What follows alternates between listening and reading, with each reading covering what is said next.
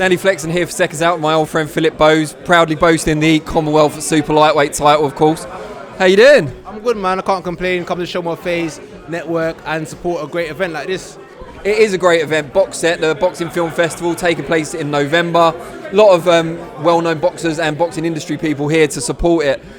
What's your favourite boxing movie? I think that has to be the question. You know what? I've got a few. I think Rocky 3 might be my favourite.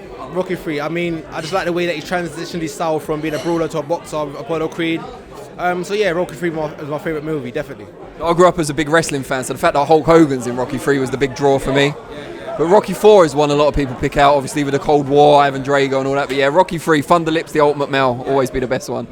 Now, Commonwealth Super Lightweight title, you defended it for the first time back in March against Tom Farrell, took a decision, well-earned decision there.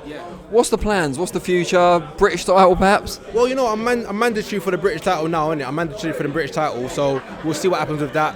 But I'm due to defend it again, I think, in October, November.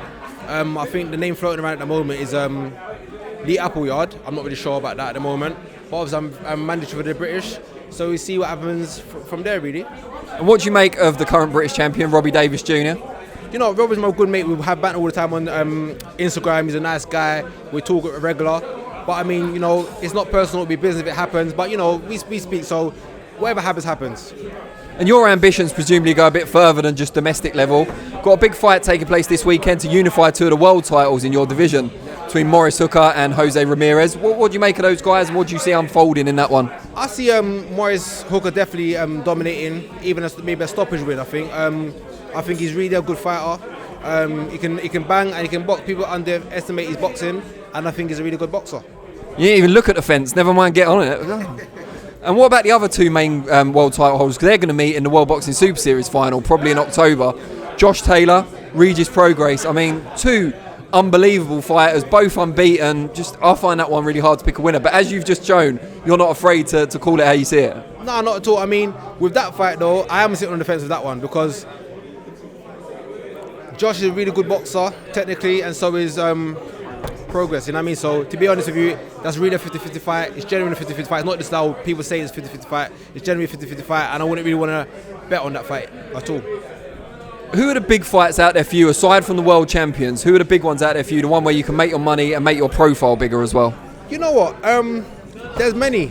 I can't really even call names at the minute. That's not really my style anyway, but I mean, wherever the money is, I'm there, you know what I mean?